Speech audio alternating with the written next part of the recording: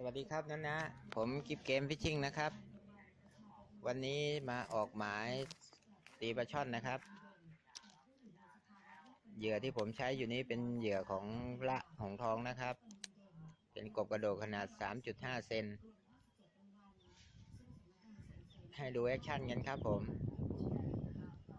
สับทีนะครับ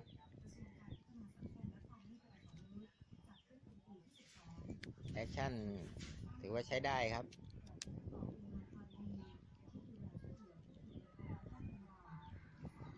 วันนี้มากับทีมงานครับมีเหยื่อมาหลายค่ายครับเด็ดไหม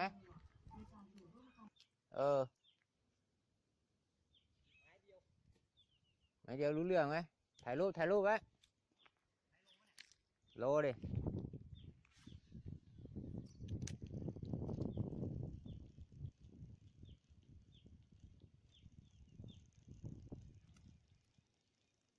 ไม่บอกคลอง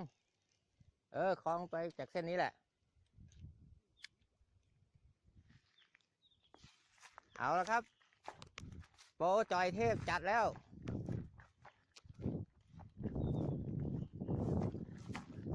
ฮะหันมาหน่อยโปรจอยหันมาโอ้ยตัวสวยครับตัวนี้สวยครับไซส์โลกว่าไซโลเต็มคอกัดเต็มคำเหยื่ออะไรครับน่ะล็อกเก็ตครับเหยื่อล็อกเก็ตเยี่ยมครับ